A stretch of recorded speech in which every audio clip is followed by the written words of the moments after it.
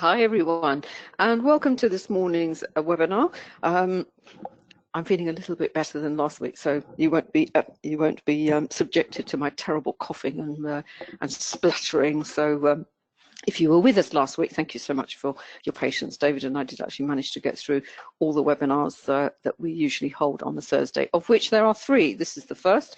We're back later on at 1:45, 12:45. That's our local time here in the UK, and then we have the final one at 3:15. So if you'd like to sign up to any of those, if you head over to my site at annacouling.com, that's where you'll find the sign up forms. Anyway, we're here, we're looking at the London, the European and London Forex session. Lots going on, lots has gone on already, and we're going to start. But before, as usual, may I draw your attention to the disclaimer that I know you can see on your screen. As you know, this can be a very risky business, so please don't even think of using money that you cannot afford to lose. And here we are, David and myself, looking much more cheerful this week, aren't we, dear?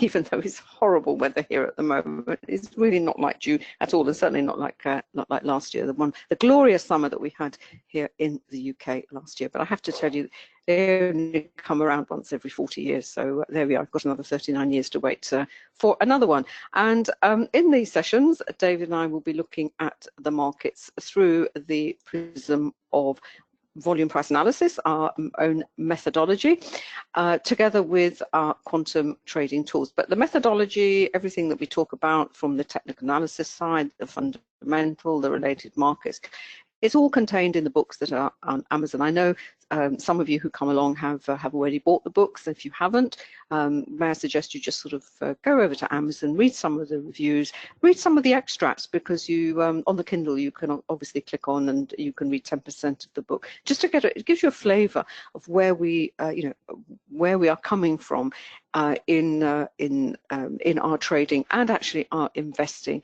as well. And what we've done with the forex element is we've bundled it together in what we call the forex trading library, and it's $9.99 on Amazon. It is obviously the digital version of the books. As I said, we, as part of our approach to trading and investing, we don't just isolate the technical analysis. Obviously, technical analysis is very important, and ours is very much based on volume price analysis. But we look at the markets as a whole, as it were, through what we call three dimensions. It's the technical, the fundamental, and what we call the related markets. This is a slide from the education program. It really just sort of, the slide speaks for itself. Basically, you have the 4 capital markets, and bang in the middle is we have the forex market. The forex market picks up the sentiment. It's the first market to react quickly to any piece of fundamental news, geopolitical news, political risk, you name it. That's where the forex market is where you will notice it first. And the great thing about the forex market, it is, of all these markets, it's actually the most accessible. Forget all the hype out there that you can make millions in a week. The one thing that the hype is correct about, and that is it is a low cost entry market. To trade equities, to invest in equities takes capital. Commodities, especially if you're going to trade them through the futures market, you need capital. Bonds is the same. Forex has this unique profile to it that you can enter it, yes, with a relatively small amount of capital, and it will allow you to learn about the markets, how they work, and to make a little bit of money as well. And that's what we endeavour to teach in these webinars. Our approach, what to look out for, what you need to know to be successful, because the one thing the hype is very wrong about, although it has ease of entry, low capital cost involved, it is far from straightforward. It is a complex market. It's not complicated, it's just complex. But once you start to sort of tease it apart, you really do get an idea of what's going on. And What we, as I said earlier, in these webinars, it's all supported with our quantum tools. I know we've got some of our users in, clients in the room, which is lovely to have you join us. And these are the 4 Forex specific tools that we've developed: the currency strength, the matrix, the array, and the heat map. And really, it's the currency strength indicator that we will start with, because what we've done with that is it really tells us in an instant what's being bought, what's being sold, what's not being bought, what's possibly moving sideways. So picking up trading opportunities and also trading, trades that maybe they're not quite ready to move. We'll have a look at those in action as we go through the webinar. Very, very quickly, on the actual indicators themselves, you can buy just one, you can buy a bundle, or you can buy the full package. And if you do buy the full package, when we develop future indicators, they are added free to your package. Now, if you buy one or a small bundle and then you want to upgrade at any time, you will always be given a credit, and that can be applied to, as I said, to the full package. You get 24/7 support for life, and all upgrades are included in the cost of the indicators. And we also back them with a 7-day money-back guarantee. These are the platforms that we have available, and we are working very hard on TradeStation as well. All the details of the indicators are at quantumtrading.com. That's just a screenshot from the site. Lots of videos, support pages, everything you need to know about the indicators themselves.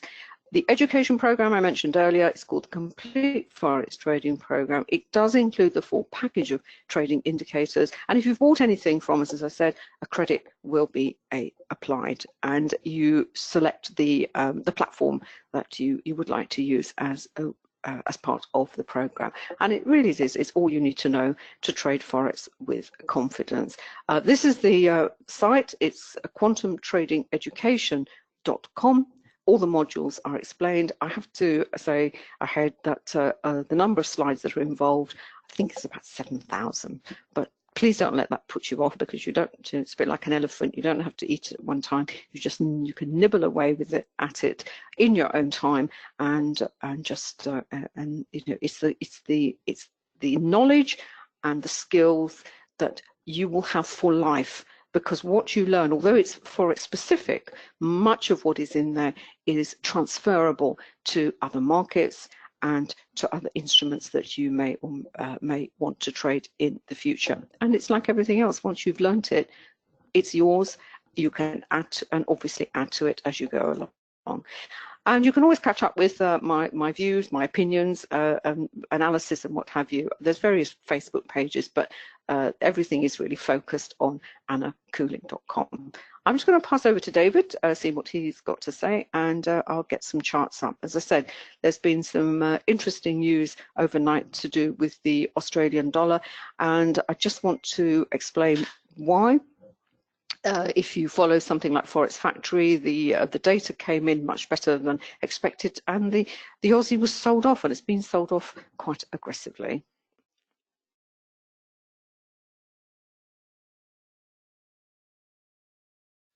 Thanks, darling, and a very warm welcome to you all, wherever you are in the world. It's good to have you here. I can see we've got quite a few of our existing customers in the room, and also some new visitors as well. So a welcome to you all.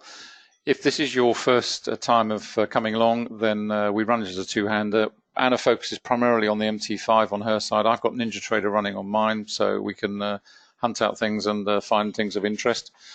If you have any questions, please just drop them in the chat box. Happy to answer them there if they're short questions. And if you've got longer questions, we will answer them on air for you. I'm going to pass back to Anna, and we will get going.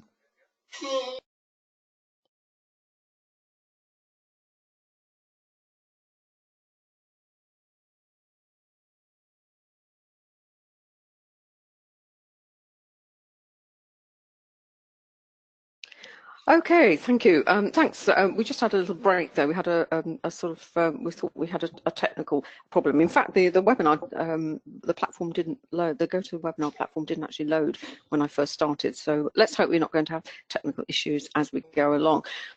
Right, very quickly, if you weren't with us last week, this is a profile just one profile. This is one of my profiles on MT5, and it was I just wanted to find a way of trying to put together both using non-time-based charts. In this case, it's the renko, some faster charts, a benchmark chart, which you can see here is the 30-minute chart up here on the right, and also a CSI, because as I said, we always start with the currency strength indicator to give us a view.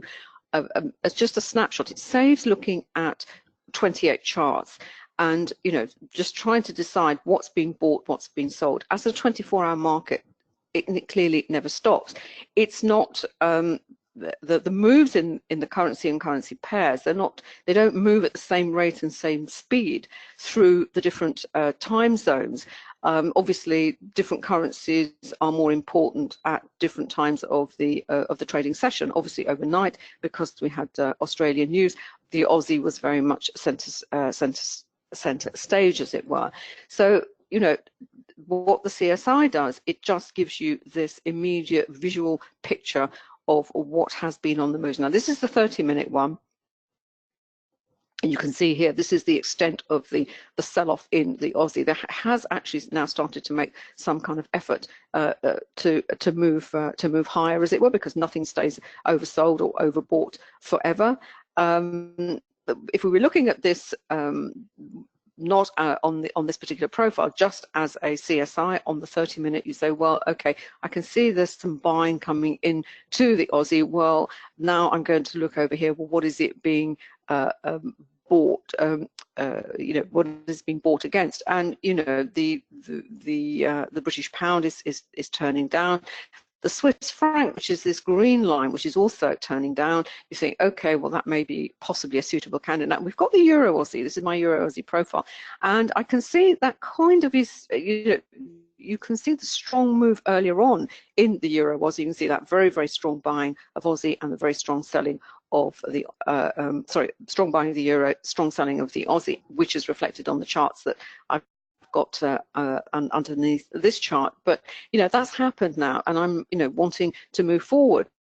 That's not to say the move that's been in the Euro Aussie is not going to continue, but it may be, you know, waiting for a suitable pullback, a correction before the primary trend that we've seen in the Euro Aussie is resumed. There may be a better opportunity lurking, you know, somewhere else, as it were. The one that you wouldn't be looking at, because what the CSI is also extremely good at, is actually telling you, well, you know, you really don't want to go and look there. And that's when the lines are moving in the same direction, or they're all bunched here in the middle. Just an example here, we've got the Canadian. There's been some buying of the Canadian.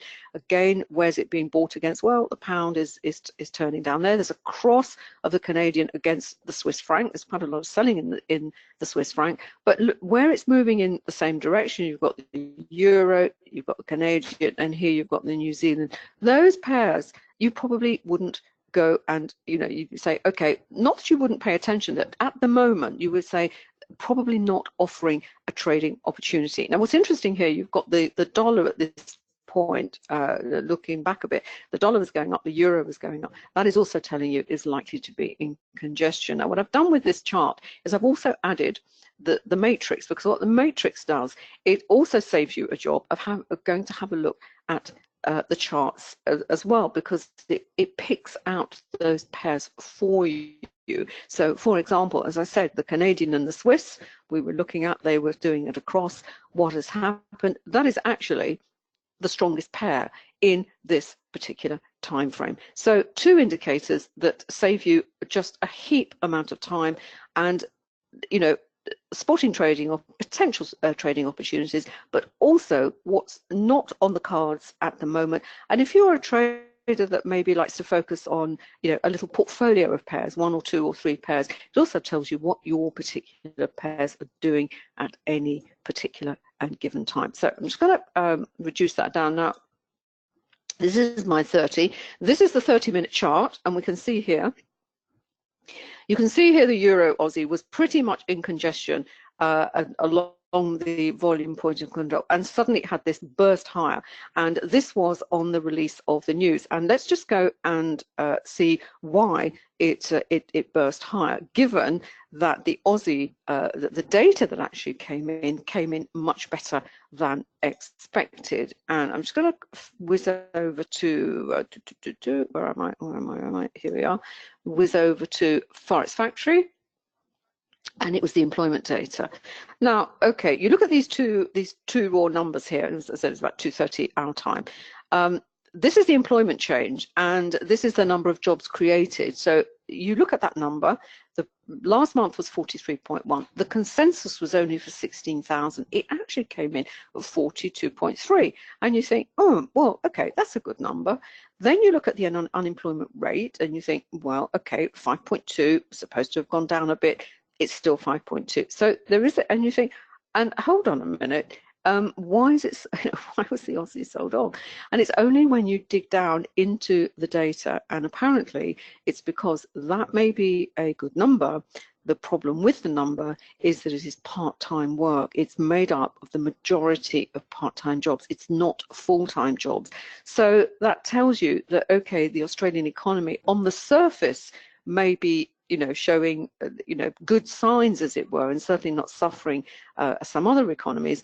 It's the market took that as a bit of a no-no, and also the RBA cut rates, and it really does also signal the fact that the RBA is probably going to cut rates further. And behind that as well, as going back to related markets, other factors that you have to consider, not just fundamental and technical. The Aussie is very, very closely allied to whatever happens in China. China got a problem with the US, obviously with the tariffs. So if China is slowing, or there's an issue with China, the Aussie is going to suffer, because China is Australia's biggest export partner, and added on top of all that, you've got market sentiment, and if market sentiment is poor, there's nerves and worry in the market. And we look over at investing.com, and we can see the futures are, they're not roaring ahead. They are. The S&P is actually down at the moment on Globex. So you add all those little bits of information together, and you think, do you know what? Is it any surprise that the Aussie did actually fall as much as it is? Obviously buying of the euro. It was on a volatility candle, a lot of volume, did go retrace into the space, into the range of the candle, and we had another volatility candle, and in fact it then carried on higher. Now what's interesting, while we've been speaking on air, I was going to, this is the move on the 3-minute chart. This little pullback here, these three candles here, this was actually highlighted on, on these two candles here. This was actually highlighted on the 10-minute CSI, because here we look at multiple time frames, not just one. I can't have, I don't want to have too many charts open here at the moment. And this little pullback was actually highlighted on the 10-minute CSI before the primary trend continued high. But this has suddenly come completely out of the blue, and all we can think of is stop hunting. David, taking out stops. What do you think? Yeah, I was going to pass over to David. Do you want to move over to you, or do you want to carry on here before I just? Oh, and before I pass over to David, as I said, the renko. This is the move higher, and what the renko does, it helps with your entries, keeping you in the trade. This is the volatility. It actually absorbs the volatility that we've seen at the moment. But what it's also signaling at the moment is possibly there is a valid reversal on the horizon. But then we're coming up to the London Open. Anyway, the indicators I have on my renko chart, I've got the trend dots, the trend monitor, I've got the pivots, I've actually got fractals as well. And the only thing I've added is the volume point of control, but I've only added the volume point of control itself. I haven't got the histogram down the side. I just want this line to help me with determining where the fulcrum of this price action is, where the fulcrum is for this chart, and the congestion areas, so I can kind of work off that as well. And keeping an eye of the colors down here, this is actually turning bright red. That volatility has really had an impact on this pair at the moment. Quickly just have a look at the CSI. Let me go down to the 10-minute chart here, see what's happening. Let's have a look. Yeah, we've got here, that's the turn high. I know I said there were those candles that we had that little pullback, but it did carry on higher, or rather the euro carried on higher, and now it looks as though possibly we are going to get a turn, but we'll have to wait and see. But the currency I'd be probably looking at the moment, and the pair, I'm probably going to have a look at cable, because you've got some nice strong lines there. The dollar being bought, and poor old British pound being sold off yet again. Quickly on the matrix, just to see what happens on the matrix. And I've got the euro pound at the top, and I've actually got the pound yen at the bottom. So as I said, these two indicators, it just saves you a ton of work going to have a look at 28 pairs in all the different time frames. Do you want to say anything to that? Add anything to that, David, or can I move over to you? Okay. In fact, while we're moving over, cable was the one I actually had up anyway. So you would think we'd rehearse this, but I can assure you we haven't. Just flip my screen up. It should be coming up. Yep, I can see that on Anna's screen now, so hopefully you can see it as well. Just move the chat box out of the way. There has been a certain degree of selling of pound and buying of the dollar, as you can see there. I'll pop over onto the index charts as well in a moment, but that's where we are right now. There's a lot of volatility around, and it's not just in this particular pair, but it seems to be common throughout the markets this morning. There's a lot of indecision, there's a lot of volatility, there's a lot of sideways price action. And of course, that's all compounded by the fact that we're coming into the UK open fairly shortly as well. Just some very, very quick lessons on why we use multiple timeframes. This is also common to, I'll go over onto the Aussie Yen as well, which is another one which has got some classic congestion building too. But you know, this is on 15, and is it any wonder that we're seeing some congestion right now? We've got a volatility candle here. Volumes building, which is what we expect. This is a European Open here at 7 o'clock. This is all Far Eastern Asia through here, our time. Now we're into the European Open, and now we're starting to build up towards the London Open. But we've got volatility candle here. Low volume node below. If it breaks away from this region, then you know that looks pretty positive for a further move lower. In terms of the daily chart for cable, I mean, it's looking pretty weak at the moment. It keeps we keep having these attempts to rally, minor rally here. Then we have weakness, more selling in here, not terribly strong. Heavier selling in this one, trying to rally. 2-bar reversal. Then we're back into a reversal back lower. We've got some decent price resistance overhead here. So it's not looking terribly strong in terms of a move to the upside, unless, of course, out of the blue, something could be said about Brexit, of course, which is always the case. But at the moment, certainly from a pound perspective, at any rate, irrespective of what the dollar does, it's not looking terribly strong, certainly on the daily time frame. Let's just head over to go back onto the Aussie Yen, and also we've got volatility on 30. So we've got volatility on 15, volatility on 30. So you're expecting some congestion phase at the very least. Same is true on Aussie Yen. I'll just put that in as I'm talking there. There we go. And this is what I mean. You've got the volume point of control, the yellow dash line. It's on 2. I've got 5 minute here, or 10 minutes, sorry, and down onto 15. So it's pretty much telling you loud and clear that at the moment, nothing much is happening. Hold on one moment. Sorry about that. And that's been the selling in the Aussie that we've seen. If we go over onto the CSI, you'll see why all that is happening, certainly in the faster time frames at any rate. You've got the yen starting to tick up a little bit. You've got the Aussie ticking up a little bit as well here. So in terms of these time frames, that's on 15. I'll drop down onto 10. Pretty similar. So the two of them are starting to follow one another around, and therefore you don't expect to see any great trend developing, because the analogy we always use is of two trains on a track. They're leaving the station, they may be moving at a differential speed, but in terms of what they're going to deliver in a strong trend, it's going to be fairly weak. There may be a trend, there may be sufficient strength in the buying of one or the selling of one to give you that differential momentum, if you will, and develop a minor trend, but it's not going to have the same strength as anything you'll like to see when a line is falling very strongly or rising very steeply, and that's the difference. And that's why there's so much information on the CSI. Just drop down onto 5, see where we are. Again, exactly the same. You've got the Aussie kicking up, so you've got some buying coming in on the Aussie, but it's not against the yen. Maybe if you looked at the Aussie Swiss, for example, you'd start to see that ticking up a little bit stronger, perhaps against the pound. But other than that, you're really struggling in terms of digging trades out on the Aussie.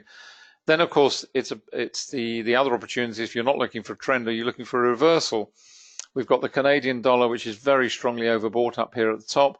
We've got the pound, which is diving down into oversold. Bear in mind, we're coming up to the London Open, so we might see some buying coming in for the pound. Just over here onto 10, exactly the same. Canadian dollar is very heavily overbought. Pound is diving down here, as indeed is the Swiss franc, but they haven't actually got to that region. And over on 15, similar sort of picture. And the Canadian dollar is just reaching overbought there, and nothing has approached the oversold region on 15. So it's a question of, as always, of picking your time frames. What time frame are you particularly focused on? And then if a trend does develop, certainly from, let's say, from the 5-minute, if that reversal takes shape, then it's going to trickle through into the 10-minute and ultimately through to the 15.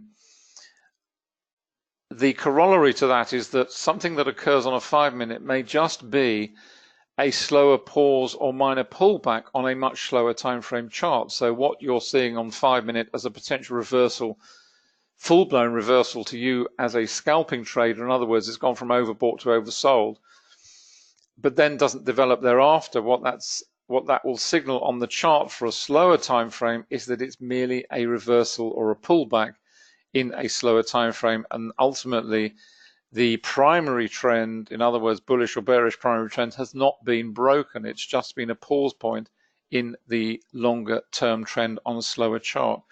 And that's what you're always facing, and that's why it's possible to make money. Two traders can make money trading completely different directions on the same pair. It just means they're trading in different time frames. So you can have a scalping trader who's short and a longer term trend trader who's long. That's what it's all about. And it's just focus. You have to focus your attention, limit your field of vision, if you will, to whatever it is you're trying to do on that particular trading opportunity. It's hard. Another analogy we use is of the blinkered horse. Horses are blinkered because they have to be focused on the winning line. They get distracted by other horses around them. It's the same here. You have to almost put blinkers on and just focus on what you're trying to do. If you're scalping on a 1-minute chart, then that's what you're doing. You're not looking at the hourlies and the dailies. It's just focusing on that time frame and really nothing else. And when you're done and dusted, get out and you can move on. It doesn't mean that you have to restrict yourself to one approach or another, or indeed one tactical approach. Some traders prefer to, first of all, limit the number of pairs they trade. They'll only trade 2 or 3 and get to know them really well. And in addition to that, they may only take one tactical approach to market. They may say that I am only going to trade trends. That's fine. Or I am only going to trade reversals. That's also fine. Or I'm only going to trade breakouts. I'm looking for congestion. And when I see a setup develop whereby maybe you've got strong platforms of support and resistance above and below, and then the market breaks away on good, strong volume, that's your opportunity to jump into the trade. A lot of traders, that's all they do. They take one tactical approach to the market. They become an expert in that particular approach, and they will look across all the pairs in the market for that particular setup. Again, it's a perfectly valid way of trading. There are so many different ways to do it. I have to say, Anna and I are completely and utterly indiscriminate. We will trade anything and everything that moves in any which way we can. We do have preferences. I have a bias to the short side, which I'm sure you all know. So I'm always conscious of that fact. Indeed, it was something that came up in the chat room that somebody had a bias to the long side, and I said, well, I have a bias to the short side. So, understand the issues. And the reason I have that is because markets generally move much more quickly to the downside than they do to the upside. So it's taking all those factors, it's finding what suits you. I mean, in terms of trading time frames, in the afternoon sessions, we go down to the 15-second, and some people throw their hands up in horror. I'm not suggesting that's the ideal time frame, but when markets are in congestion and you want to dig out trades, then you have to go down to those sorts of very fast timeframes, which you can do on NinjaTrader, you can do on TradeStation and others. Sorry, can I just mention something? Yeah, just going to pass back to Anna for a minute.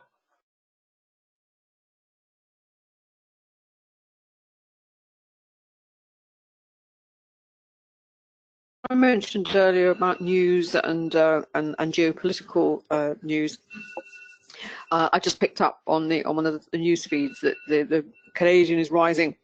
When the Canadian rises, oil tends to rise as well, and it has. And apparently that's been ascribed to this some tanker on fire in the Gulf, full of oil, and so that seems to have had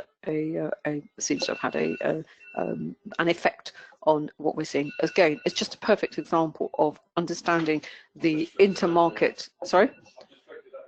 Yeah, the relationships that exist between as I said, the four capital markets, and here we have a commodity, obviously oil, a currency, Canadian, and the two, they correlate very, very strongly, and the pairs in which they correlate probably the most strongly, something like the CAD yen, and certainly in the dollar CAD as well. And it's the sort of knowledge that you have to get to grips with. It doesn't happen. It won't happen overnight. It's going to take time, but you know, but it's things that it's the kind of knowledge and skill, as I said earlier, that is with you for life. Right. That's what. I just pulled that up as Anna was talking. The top line is oil on 1530 and daily, and the bottom stream is for gold, which is the same time change, 1530 and an hour. Sorry, I know we've moved away from forex for a moment, but as Anna said, it's all related. And if you're looking at related markets, then for sure, certainly in terms of the Canadian dollar, you're going to be interested in what is going on in terms of oil and oil prices, and so on and so forth. And that's how it goes. And the same applies to other related markets such as bonds and bond yields. It's all about risk sentiment. This is clearly a move that's been triggered on news, which is fine, but be aware that it's also an ideal opportunity. You can see here on, just pop that up full size. We go, this is on 15-minute. You can see here, you can see the massive surge in volume, big operators moving in. We've got volatility triggered. We had one here, but no wicks to top and bottom, pretty strong volume under that. So there was no retracement after that. We've certainly got retracement now. You can imagine a lot of traders jumping into this. Is a big spike. This is over $1 a barrel, so it's a big move. And I guess it comes back to what I was saying just now, because within this 15-minute candle, there will be a lot of scalping traders on 1 minute, 2 minute, 3 minute, 5 minute, etc., who will have made money on this move. They will have jumped in onto the fast-paced price action, taken their profits and got out. There will be others who are maybe on a slightly slower time frame who will be jumping in now and now perhaps regretting that decision, because we're now going to see congestion and a possible reversal. Because ultimately, in terms of gold, certainly, in terms of oil on the daily chart, just pop that up, it's been pretty bearish, certainly over the last few weeks or so, for lots of different reasons, which I won't go into now, but it's certainly been fairly bearish. I'm seeing, you know, this uptick today. This has been driven. And what's also interesting about this, let's move that out of the way for a minute.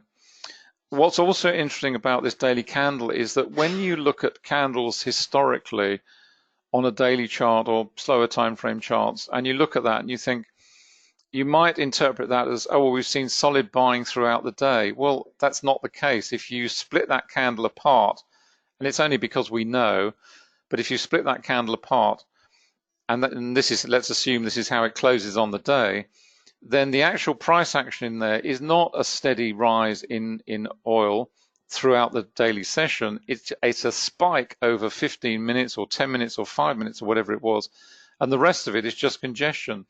So it's very easy to look at a daily chart and without knowing what actually went on intraday to get a slightly different perspective. I'm not saying you're going to get a totally different perspective, but you do have to bear that in mind, because if you saw that as a 2-bar reversal, and it all depends on the volume that comes in at the bottom here at the end of the session. It will probably be pretty high because it's been jerked up by the news.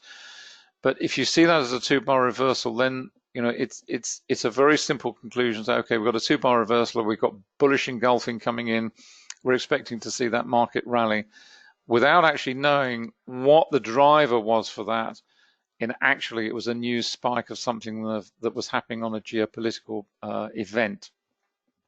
I'm not saying you can ever know all this, but certainly when you're trading on intraday basis, you do get very familiar with it because you're sitting in front of a screen all day long.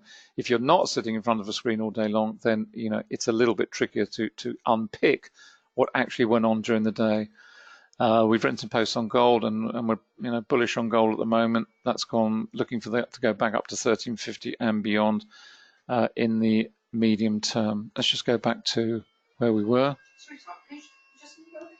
Yeah, sure. Just going to transfer back to Anna for a moment. You can see the VPOC is there in evidence, really across the time horizons, right the way down to 15, over onto 30. This is the Aussie Yen. And it goes back to what I said just now.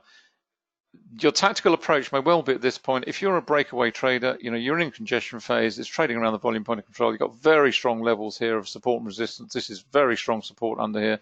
If it breaks that down into the low volume node, you may well be looking to trade that as a breakaway trader. Fine, you know, that's your tactical approach, that's what you're waiting for, you're looking for that, and you're going to jump in on thereafter. Just going to pass back to Anna.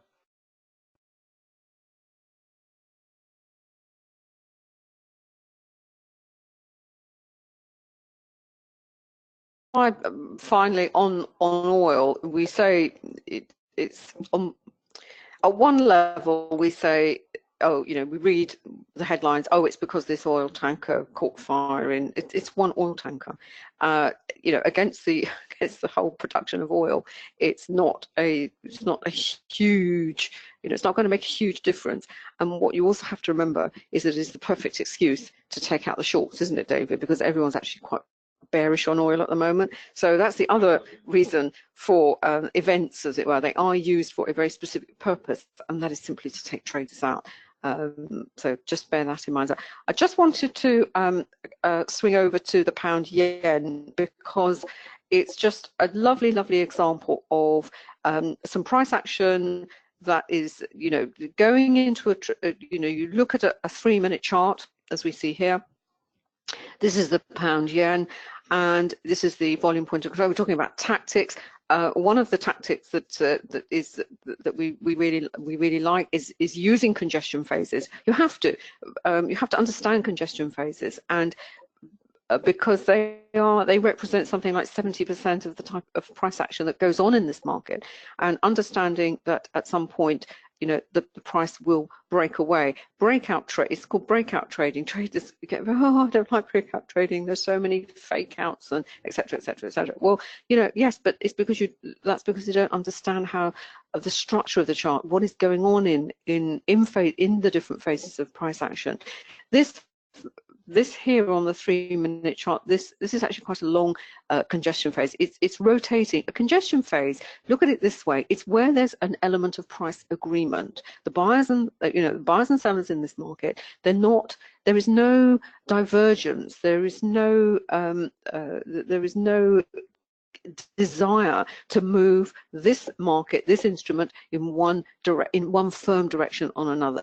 That is a trend. Now, are you saying you can never get a trend within congestion phases? Well, if you're looking at something that's, say, on a daily chart, and it is in a very wide range, but it's moving sideways, but within a wide range, well, down on the faster time frames, there may be a trend, there may be a micro trend that you can take advantage of. Right, this is the 3-minute chart. The reason I've highlighted it is prior to the London Open, it was moving sideways, but with volatility. Phases of price action, they move in, they have different characteristics. They can be with volatility, without volatility, wide ranging, narrow ranging, you know, but this particular sideways movement was volatile because we've got the volatility candle. Then we had the breakaway, and you look at that and you think, great, lots of volume underneath it, moving down nicely. Then this candle happens. This is the London Open, and it's at this point that a lot of traders think, oh, that's it.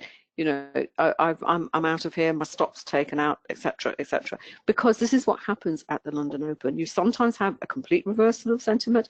At other times, you have the volatility, and then you have the continuation of the original move, which in this case is down. Now, from a VPA perspective, what we have here, we have this little effort to rise. Look at the volume underneath it, nothing. Then it carried on. Then you had this big spike in volume. So that's the 3-minute chart, and the move is still continuing. We've got falling prices. I know we've got the volume falling away, but it's very, very slight falling away. And, you know, it looks like the move is going to continue. On the 30-minute chart, again, it's not at the VPOC. Where's the VPOC on this one? I've lost it. Where's it gone? Where's it gone? Have I got the VPOC on here? Did I not put it on here? Hold on a second. Just bear with me. Sorry about this. I've got the wrong. There we are. The volume point of control is way, way up here. But what I wanted to highlight, because what we also have, we've developed a levels, an indicator to give us to highlight those important levels on a chart. It's based on Camarilla. Now, this is carried on further, but at the time that we had the volatility, it was here. It was on the S4. The S4 is actually a really, really important level in Camarilla.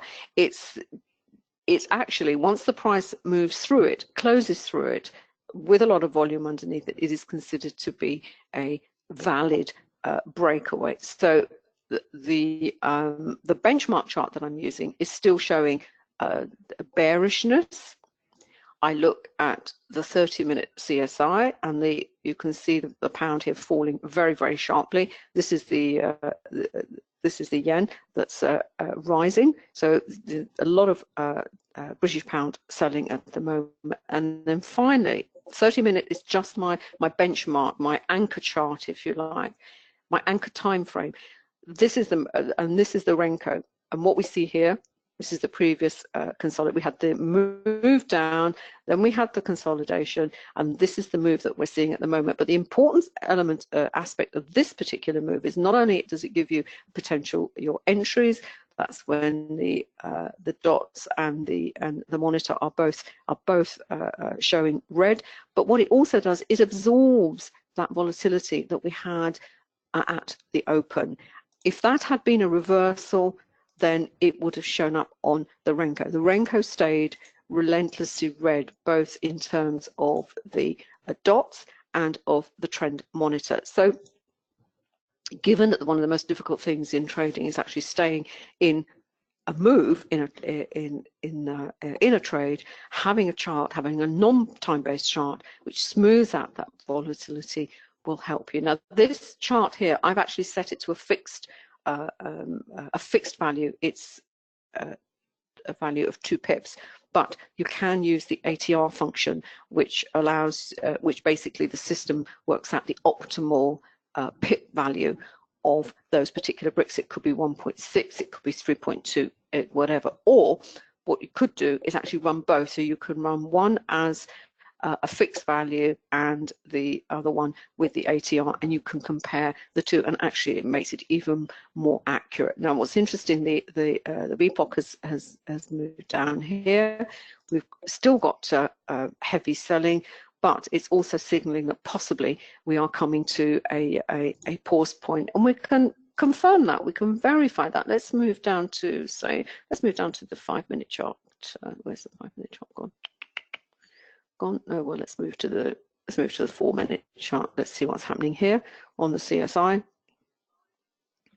Yes, and you can see there's this overextension of the British pound. So if you like, it is setting up for a turn, a pullback, a correction. Now, whether that's simply minor, that's you know, and it's just a blip and it carries on lower, we will just have to wait and see. But it was just a nice example of the multiple time frames, the anchor chart, what happens at the open, how, yes, you will get volatility, you could get what seems to be a potential reversal, but in fact the original move carried on lower, and how using a non-time based chart such as a renko will actually help some traders don't like to trade in those crossover sessions. You could close out, wait, and then go back in once the original trend has been re-established. Sorry, Diane, I just wanted, because it very rarely happens on it all comes together nicely. There's also a question from Ray about multiple timeframes. Have you got it? Do you want to answer that one? Do you want to move over to you? Yeah, is that okay? Yeah,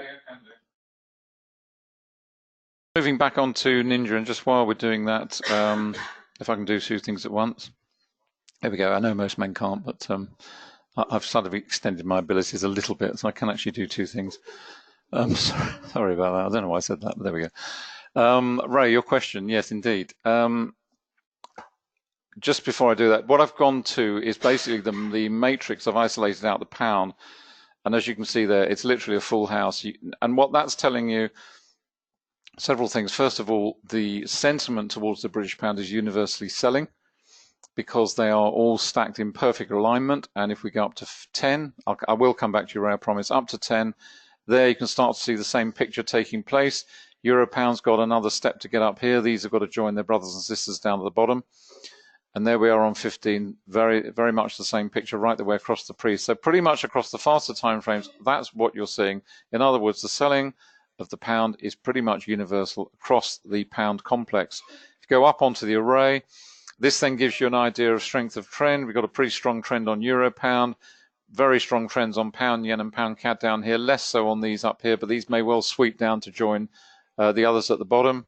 Sorry, just click that off. If we go up onto the 10-minute, there we go. Again, much the same picture.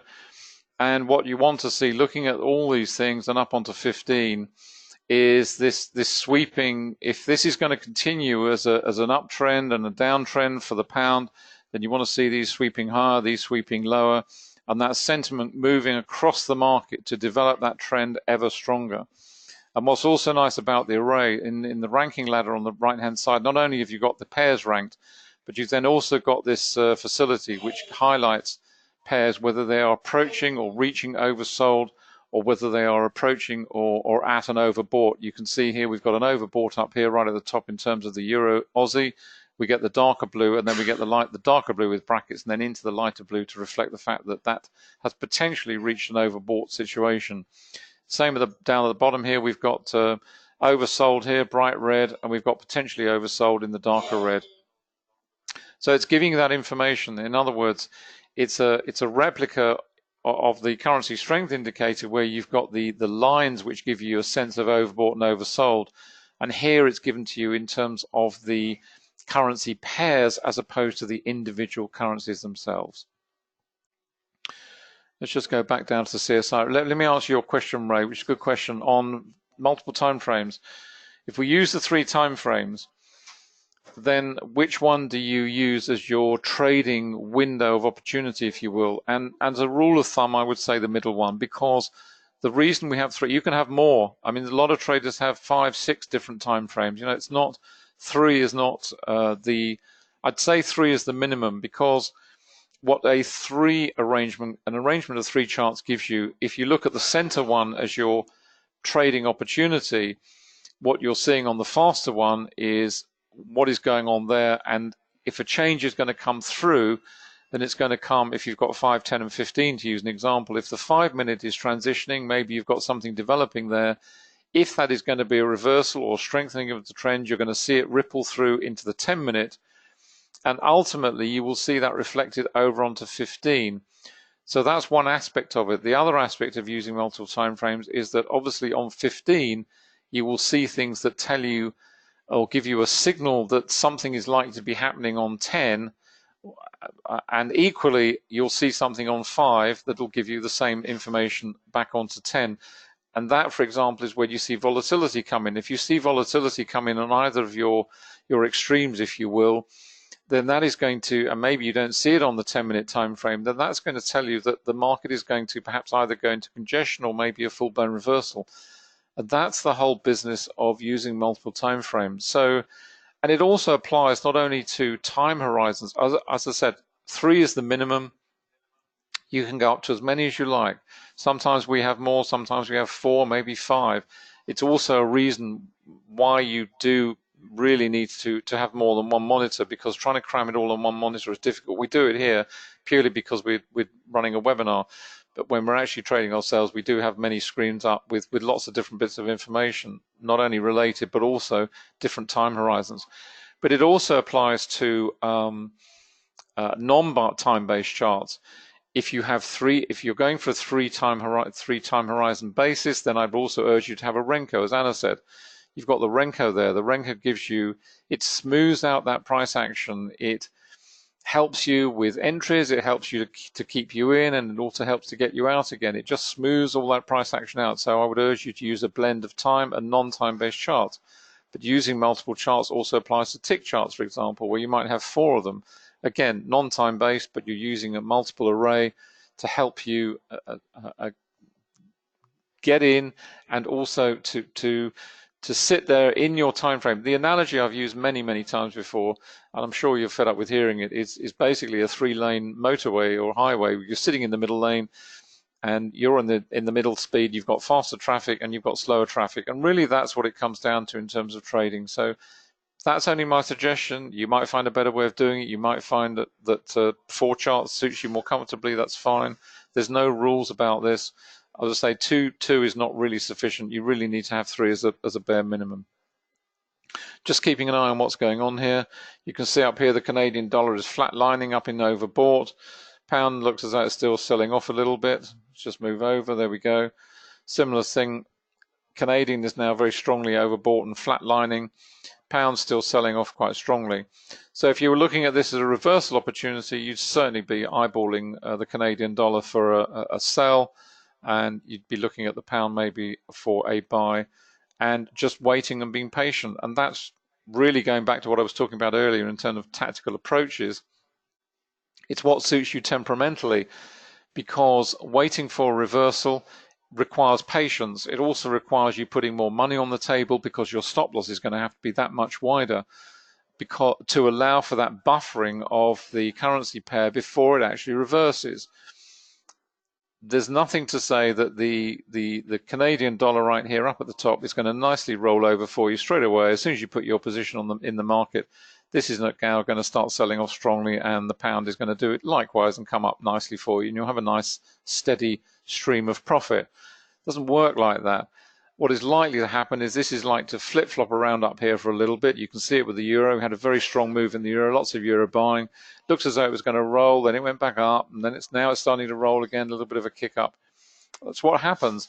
And if you're going to get into a reversal position, the good news is you're in early. So once it gets underway, you're going to maximize whatever profits are available for that particular portion of the trend. But that comes at a price, because the price is you have to put a wider stop loss in the market to allow for all this buffering up and down up here. But your payoff is much higher. So, like everything, what you pay in this world will reward you. If you go to the theatre and you pay top dollar price for a seat, then you want the best seat in the house. That's what you're paying for, and it's pretty much the same here. Doesn't suit everyone. As I say, temperamentally, you've got to be more patient. You've got to wait for these things to develop. If you're a little bit impatient, you want to jump on trends all the time, that's fine. Go and dig out the trends. Your stop loss will be tighter. You'll have less money risk in the market, and the market will be moving. So it's horses for courses all the time. Let's just head back onto the charts for a moment. Where are we going with cable? It's stalled a little bit at the moment. But, racking up and down the charts is no great surprise. And this is what I mean. Down on 15, we've got volatility. We had volatility here, triggered. It actually got through that one. Then we've got another one, ton of volume underneath. We're going to trade inside that range for a little bit now. We've got volatility. We've got volatility all over the place right now. Volatility on 10, then we go as another one.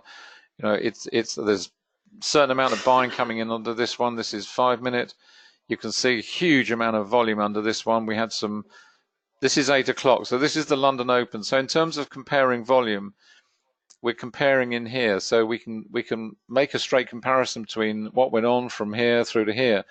So we've got some stopping volume coming in here. We've got buying under this one. We've got more buying coming into that one, even more. We've now got a doji candle. So at the very least, we're expecting some sort of reversal off this now, because we've got some decent buying coming in under there. Have to go and have a look at the dollar and see what's going on in the dollar, but certainly looking at it from a one-dimensional perspective of pound, That's what we're seeing right now.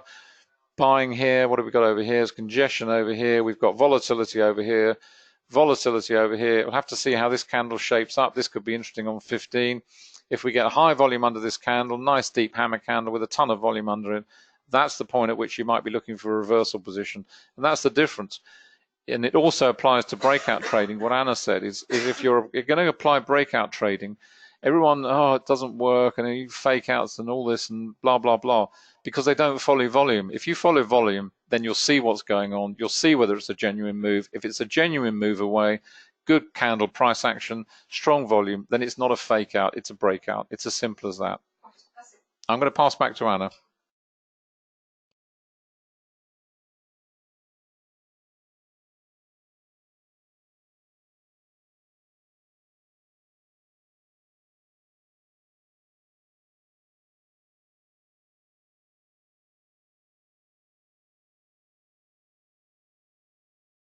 Highlight a couple of things. First of all, this is the headlines from investing.com. As you can see, Asian stocks lower, oil near 5 months low. Well, we've seen what happened, and in fact, the report now has come through that there's 2 oil tankers, and it seems, according not reportedly struck by a torpedo. So, you know, yes, it's perhaps a little bit more than just an accident, but that doesn't mean to say that they're not used as opportunities to take traders out of the market. And just moving back to the pound yen. You've got some big option expiries there as well.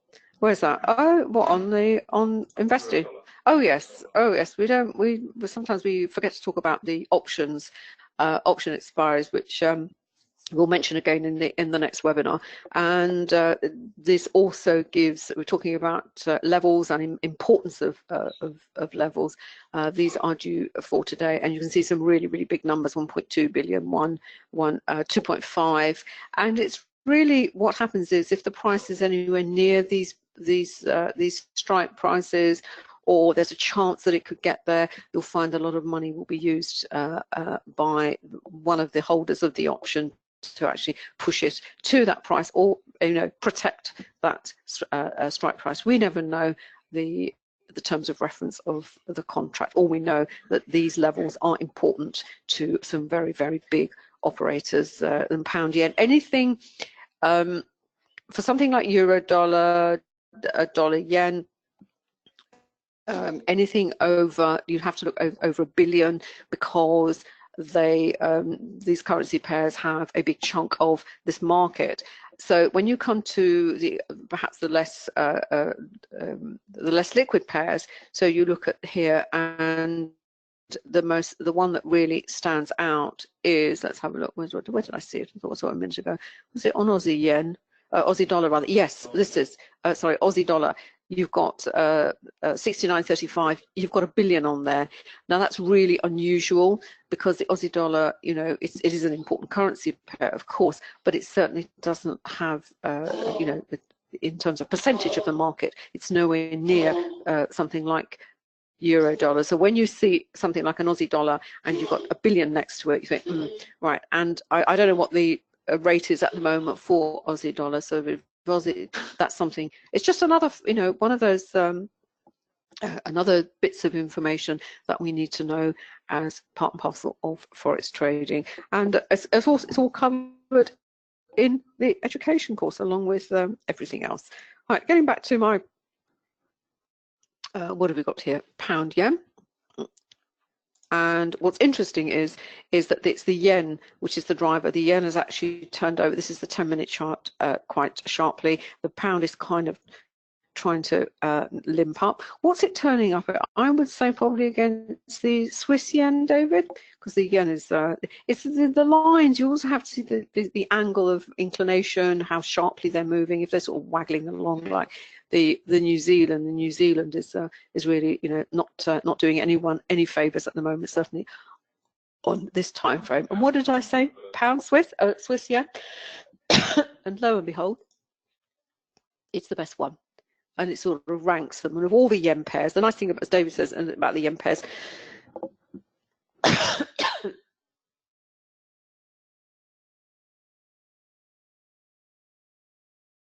because the yen is the counter currency, they'll always be as a block. And in fact, of those yen pairs, it is the Swiss yen, which is the best mover at the moment, and it's also picked up by the CSI as well.